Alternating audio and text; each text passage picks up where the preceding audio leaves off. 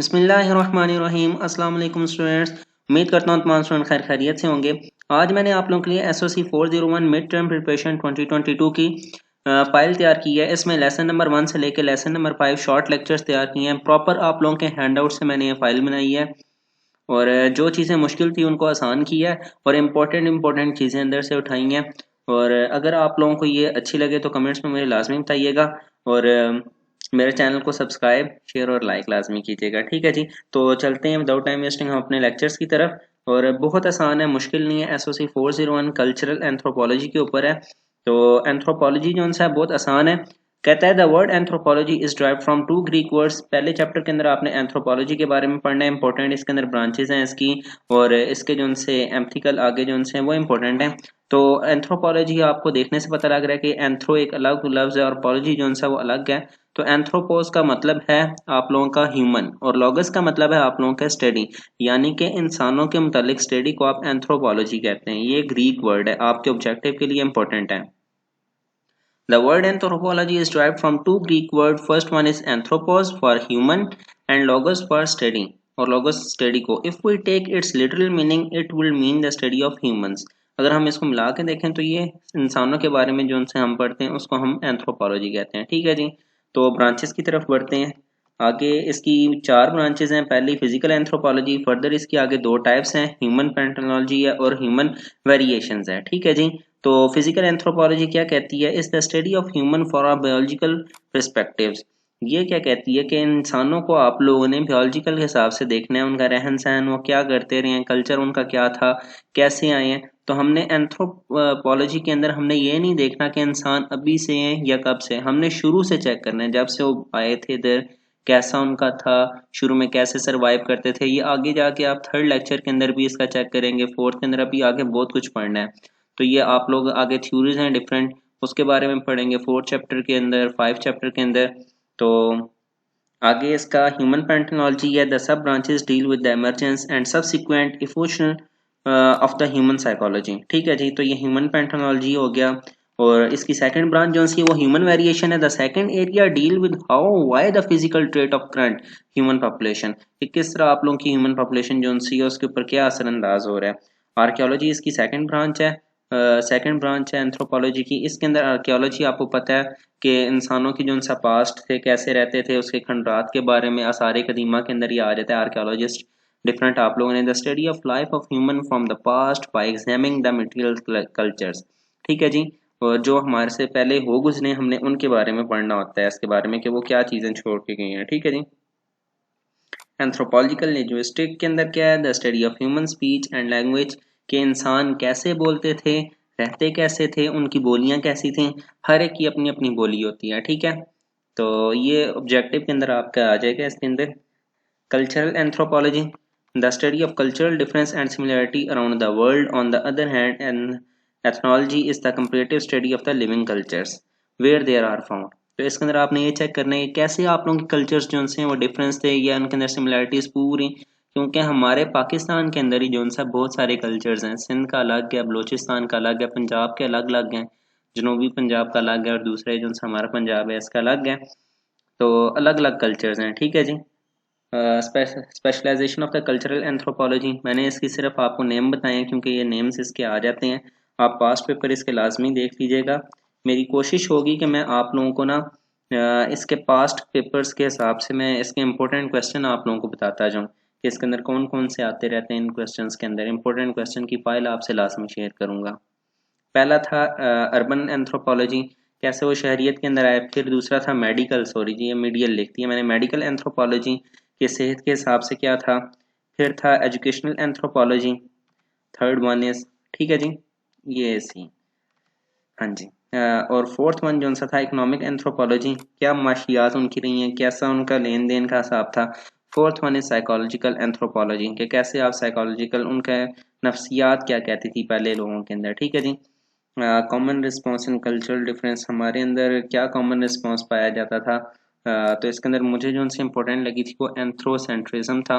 इसके अंदर क्या करते थे, इंसान कहते थे believe that one's own culture is not only the most desirable but also superior to that of the other। ये कहते थे कि हमारा कल्चर सबसे बेस्ट है, हमारे कल्चर के ऊपर कोई और कल्चर नहीं है। ठीक है जी। और ये जो सा था एंथ्रोसेंट्रिज्म, इसकी डेफिनेशन आ जाती है। कल्चरल रिलेटिविज्म के अंदर क्या है जी, look at the inherent logic behind different culture and practice to attempt the understanding them. ये क्या करते थे, ये कुछ अच्छे थे, ये कहते थे दूसरों के अंदर क्या खसूसियात हैं उनके कल्चर के अंदर, और ये खुद अपनाने की कोशिश किया करते थे उसके अंदर। ठीक है जी। नेक्स्ट इसके अंदर है जी relevance of importance of the cultural anthropology. क्या रेलिवेंस थी, cultural anthropology enhance the understanding of difference, prevent our simplified generalisation, it increase self knowledge about our own thinking and behaviour. ये हमें क्या बताता था, कल्चरल एंथ्रोपोलॉजी हमें बताता था कि आप लोगों के कल्चर के अंदर क्या डिफरेंसेस आते थे। इसने हमारा अपना जो सी थिंकिंग थी, हमारी सोच थी, हमारे नॉलेज को इसने इन्हेंस किया था और हमारे बिहेवियर के बारे में भी बताया था। ठीक है जी। अगला कल्चर था, और यह आपका सेकंड लेक्चर जो सा यहाँ से स्टार्ट होता है। We will define culture as everything people have think and do as member of a society. ठीक है जी, कि कल्चर के अंदर कैसे पूरे जो उनसे लोग हैं उनकी हर एक चीज़ इसके अंदर आ जाती है, उनका रहन सहन उनके सोसाइटी के अंदर रहने के लिए। सेकंड लेक्चर आपका एट्रीब्यूट्स ऑफ कल्चर, कौन कौन से हैं जी। पहला, all people have a culture, हर इंसानों का कल्चर होता है और वो कल्चर एक दूसरे के साथ शेयर भी करते हैं। और पहला ऐसे culture include everything that people have think, इसके अंदर सब कुछ आ जाता है, पीपल के जो उनसे लोग हैं कैसा सोचते हैं, कैसे रहते हैं, कल्चर की डेफिनेशन इसके अंदर उसने दे दी थी उठा के ऊपर वाली पूरी। ठीक है जी। और inculturation the process of learning culture, जो हम सीख रहे होते हैं। ठीक है जी, वो इनकल्चरेशन है। कोई चीज़ ना समझ आ रही हो तो आप मुझे कमेंट सेक्शन में पूछ सकते हैं। ये सारे इंपॉर्टेंट है, मैंने शॉर्ट किया, इसको आगे जाके आपको नज़र भी आ रहा होगा। जो इंपॉर्टेंट चीज़ें थी वो बताई हैं। अभी मैं इसके मोस्ट इंपॉर्टेंट क्वेश्चन की भी एक फ़ाइल आपके साथ शेयर करूँगा, तो जो आपके मिड टर्म के लिए इंशाल्लाह बहुत ज़्यादा मुफीद होगी। वीडियो को स्किप मत कीजिएगा, आपके फ़ायदे के लिए बना रहा हूँ। इसमें अगर स्किप करेंगे तो आपका ही नुकसान होगा। ठीक है, और मैं नहीं चाहता कि आपका नुकसान हो। मोस्ट इम्पोर्टेंट जो आप लोगों के पेपर्स के अंदर आया हुआ था, मैं लास्ट टाइम अपने स्टूडेंट का पेपर चेक कर रहा था, उसमें अप्लाइड एंड प्योर एंथ्रोपोलॉजी में डिफरेंस आया था। तो प्योर एंथ्रोपोलॉजी क्या है, pure anthropology is concern refining the method and theories of obtain increasingly accurate and varied anthropological data.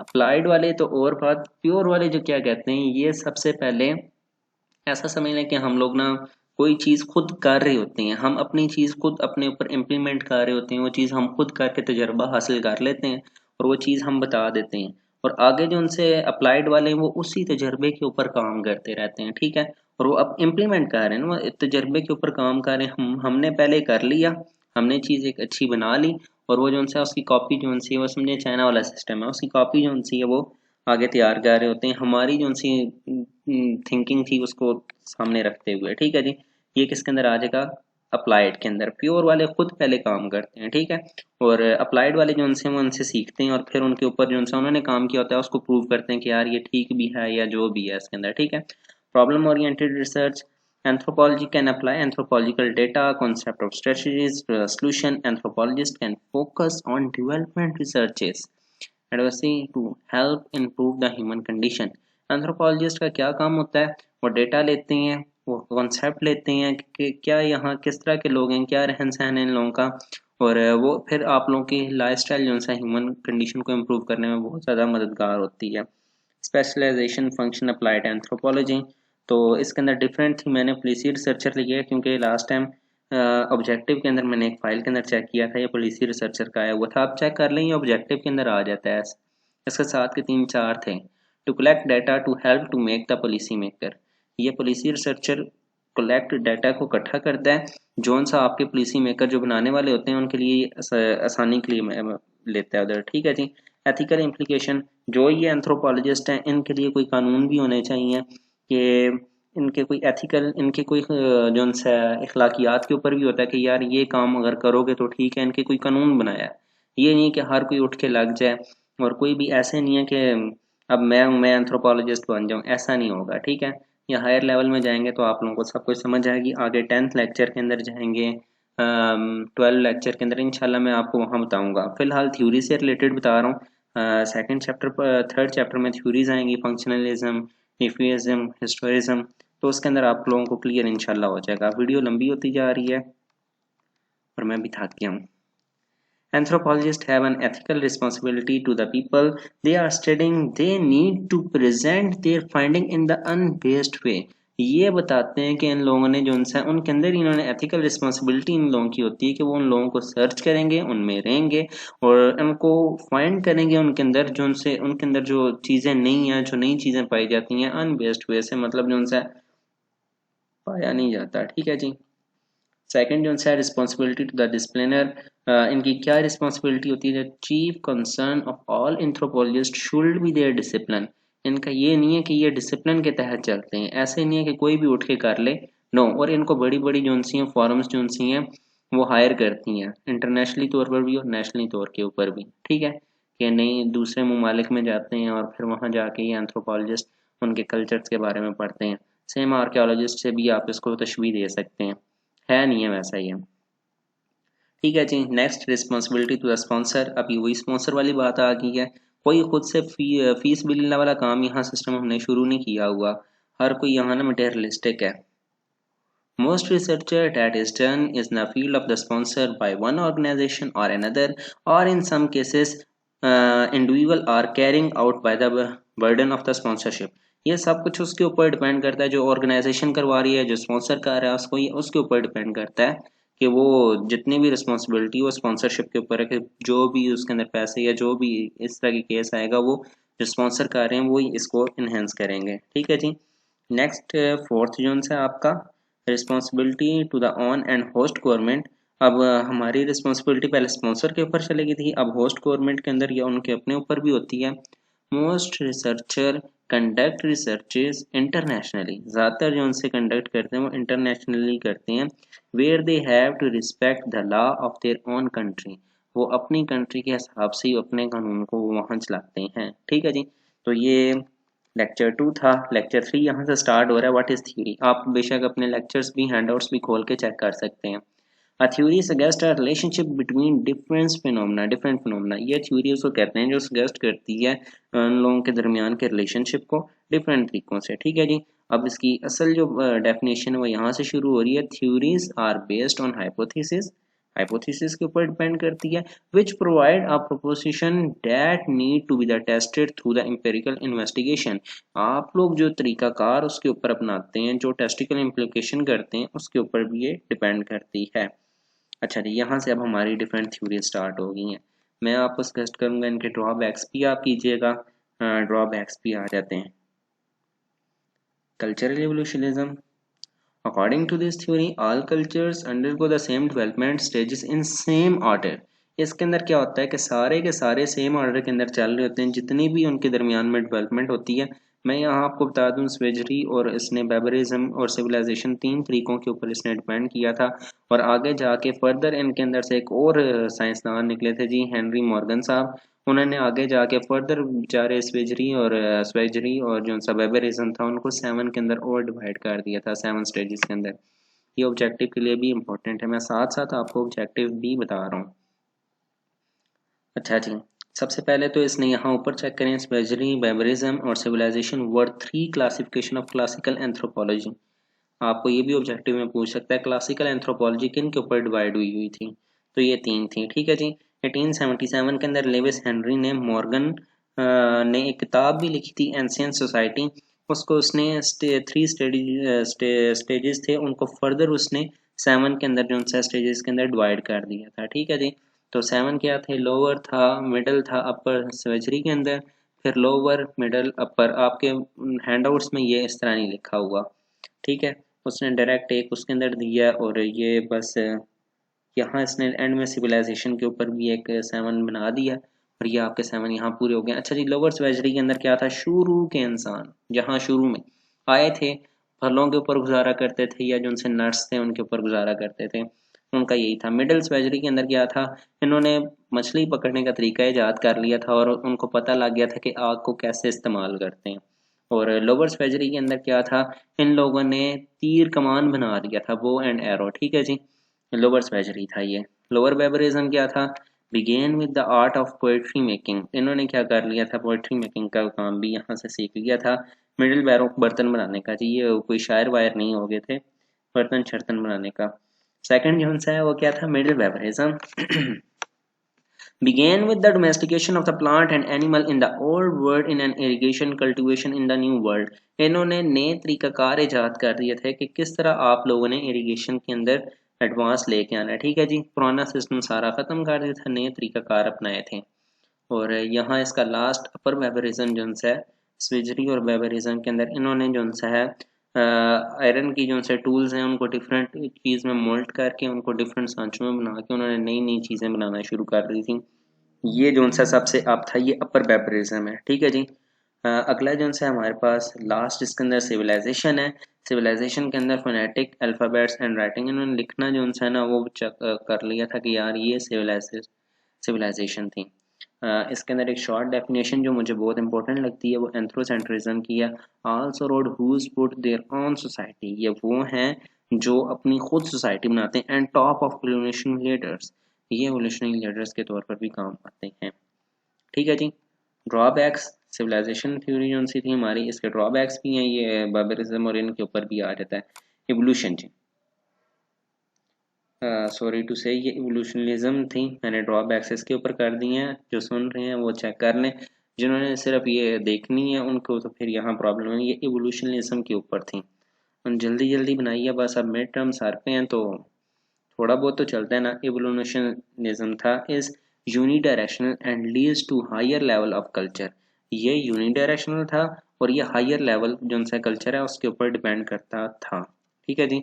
A deductive approach used to apply a general theory to specific cases, ये जो सी थी theory ये आप लोग किसी खास जो से केसेस थे उनके ऊपर ही लगाते थे। Yet it did not explain the human behavior by the rational instead of the supernatural cases, आप लोग इस चीज़ को अपनाने के लिए सुपर नेचुरल केसेस की तरफ भी लेके जाते रहे। लेक्चर बिल्कुल व्यू वाले की तरह का होता जा रहा है, लंबा सा और बोरिंग, तो मैं ना इसको थोड़ा शॉर्ट करने की कोशिश करता हूँ ताकि आप लोग वो जो उनसे लंबे लंबे लेक्चर सुनते हैं ना उनसे आप लोगों की जान छूटे। डिफिनिज्म क्या था? Like evolution, diffusionism was deductive and rather theoretical, lacking evidence from the field and maintenance to all the society changing the result of culture borrowing from one another, borrowing था सॉरी टू से। बिल्कुल इवोल्यूशनिज्म की तरह ही था ये deductive approach थी मगर theoretical थी। इसके अंदर एविडेंस कोई नहीं थे, बस उन्होंने दे मार साइड खुद ही कर दिया था कि यार ये चीज़ है। इन्होंने कोई नहीं देखा कि लोग क्या सोचते हैं क्या करते हैं, बस इन्होंने कहा भाई जो है बस हम ही हैं। ठीक है जी। अगला जो सा ड्रॉबैक इनके आगे, ड्रॉबैक वैसे मैं ना आपको कहूँगा कि इजाफी के तौर पर कर लें किसी एक हद तक, ये भी इम्पोर्टेंट है। Like evolution diffusionism was deductive and rather theoretical, मैंने ऊपर भी जैसे कि बता दिया कि ये थ्योरेटिकल नहीं है, डिडक्टिव है, बिल्कुल इसी तरह जिस तरह के एवोल्यूशनिज्म के थे। बिल्कुल डिफिनिज्म भी जो है बिल्कुल ऐसा ही है। ठीक है जी। हिस्टोरिज्म लास्ट, सेकंड लास्ट जो है आगे। फंक्शनलिज्म भी हमारे पास आएगा। Any culture is partially composed of trait diffused from the cultures, but it does not explain the exciting complexity of the different cultures. Each culture is to some degree unique, they are anti-theoretical, ये जो उनसे same भी होते थे मगर इन लोगों ने कहा था कि यार हमें लोगों से भी पूछना चाहिए, हम ऐसे नहीं कि खुद लेके चलेंगे। और जो उनसे कम्प्लेक्सिटी इसने बताई थी और कल्चर जो उनसे उसकी डिग्री के बारे में बता रहा था कि हर एक यूनिक होता है हर एक का। ठीक है जी। एंटी थ्रेटिकल भी था ये। अगला जो है हमारे पास साइकोलॉजिकल एंथ्रोपोलॉजी जो है, ये आप लोगों ने पढ़ा हुआ था पहले भी। Anthropological need to the explore the relationship between the psychological and cultural variable, universal temperament associated with the males and female do not exist in practice. इन लोगों ने बताया था कि ये मेल और फीमेल के ऊपर नहीं होता, ये हर एक के ऊपर आप लोग का। Functionalism like the historism functionism focused on understanding the culture from the perspective of the native empirical field work in the absolutely essential. इसने यहाँ से फंक्शनलिज्म के बारे में बताया था कि बिल्कुल हिस्टोरिज्म के ऊपर भी ये डिपेंड करता है। ये फंक्शनलिज्म के बारे में इसने ऊपर बताया हुआ था, ये इसकी डेफिनेशन थी फंक्शनलिज्म की। बिल्कुल ऐसे ही जैसे कि ये हिस्टोरिज्म था। ओके, नेक्स्ट जो है हमारे पास न्यू एवोल्यूशन। ये क्या था? लास्ट है इस लेक्चर का। न्यू एवोल्यूशनिज्म जो है state the culture involve in direct proportion to the capacity and utilise energy. ये क्या करता था कि ये कहते थे कि हमें खुद डायरेक्ट एनर्जी देनी है। ये थ्योरी जो सी थी ना वो आम जो से कैपिटा पर ईयर्स के हिसाब से बहुत ज़्यादा इम्पोर्टेंट थी। ठीक है, okay, yes. Culture is energy multiply by technology, ये इसकी जो सी मेन लुबाब था। ये आपने पढ़ ली यहाँ से। अब आप लोगों का अगला फ्रेंच स्ट्रक्चरलिज्म जो है लेक्चर 4 स्टार्ट होता है यहाँ से। French structuralism focused on identify the mental structure that अंडरपिन social behaviour. इतना इंपॉर्टेंट नहीं है, 4 और 5। 5 तो बहुत छोटा है, डिपेंडेंट और इंडिपेंडेंट वेरिएबल ही उसके अंदर इंपॉर्टेंट है 5 के। और मुझे ऐसा सच कुछ नहीं लगा। वीडियो थोड़ी लंबी होती जा रही है, थोड़ा सा इसको स्पीड पकड़ेंगे। इतना खास इंपॉर्टेंट नहीं है, इसमें से ऑब्जेक्टिव ज़्यादा बनता है। ठीक है जी। फ्रेंच स्ट्रक्चरलिज्म जो उनसे आप लोगों का क्या करता है, criticised by overlying theoretical and not easily verifiable through the empirical evidence. Then the ethnoscience, ये क्या कहती है, ethnoscience desirable describe a structure using the categories of the people under study. Amic approaches, ये याद रखिएगा, ये amic approaches है rather than the imposing of the categories from the ethnographer structures culture sorry से। एथिक और एमिक approach के अंदर difference होता है। एमिक अप्रोच एक आम बंदे की और एथिक अप्रोच पूरे कल्चर के हिसाब से आप लोग जा रहे होते हैं। ठीक है जी। तो कल्चरल मटेरियलिज्म क्या था? कल्चरल मटेरियलिस्टिक ले on the responsible the scientific empirical and the ethic approach of the anthropologist rather than relying on the viewpoint of the native informative। ये यहाँ कल्चरल मटेरियलिज्म की जो सी डेफिनेशन सिर्फ बताई है, इतनी इंपॉर्टेंट नहीं है। ये आपके 5 चैप्टर यहाँ से स्टार्ट हो गया। Field work a distinctive feature of the cultural anthropology is its reliance on the experimental fieldwork as the primary way of the conducting researches। Field work वो था कि किस तरह आप एंथ्रोपोलॉजिस्ट की जो सी एक्सपेरिमेंटल फील्ड है उसको आगे तक लेके जा सकते हैं। ये प्राइमरी वे था, ये याद रखिएगा। आगे हम सेकेंडरी भी पढ़ेंगे। Stages of field work, selecting research problem, सबसे पहले इन्होंने सिलेक्ट करना होता है। जिस तरह आप लोगों ने बायो 9th की पढ़ी हो तो उसके अंदर भी था, फर्स्ट ईयर के अंदर भी बायो के अंदर उन्होंने 5-6 उसके रिडक्शन, हाइपोथेसिस और ऐसे। मैं आपको इसलिए बता रहा हूँ कि आपको पढ़ के आ चुके हैं, जिन्होंने पढ़ा था उनको पता होगा। Selecting a research problem, second formulating a research design, आप बताएंगे उसको कि कैसे हो सकता है। Third one is collecting the data, फिर आप उसके मतलब डेटा इकट्ठा करेंगे। एनालाइजिंग द डेटा, फिर आप उस डेटा को जांचेंगे। इंटरप्रेटिंग द डेटा, फिर आप उस जो डेटा है उसकी तरफ उसके ऊपर मजीद वर्किंग करेंगे। सिलेक्टिंग अ रिसर्च प्रॉब्लम, फिर आप उसके ऊपर रिसर्च प्रॉब्लम सेलेक्ट करेंगे। काम जो सा मेन क्वेश्चन था लास्ट इससे का, dependent and independent variable. The independent variable is capable of the affecting change in the dependent variable। independent variable जो है वो बिल्कुल ऐसा ही है, चेंज है थोड़ा बहुत dependent variable के।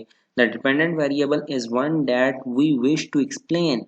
हम उसको क्या कर लेते हैं, हम उसको explain कर सकते हैं। Where the independent variable is the hypothesized explanation। हम इसको hypothesis अपने ख्यालात के अंदर ही रख सकते हैं, शुरू में तसव्वुरात के अंदर ही।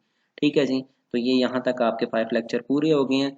कोई कमी कोताही मुझे लगता है कि इसके अंदर रह गई थी, फिर भी आप मुझे कमेंट्स में पूछ सकते हैं। मेरे चैनल को प्लीज़ सब्सक्राइब कीजिएगा, ये मैंने आप लोगों के लिए वीडियो बनाई है।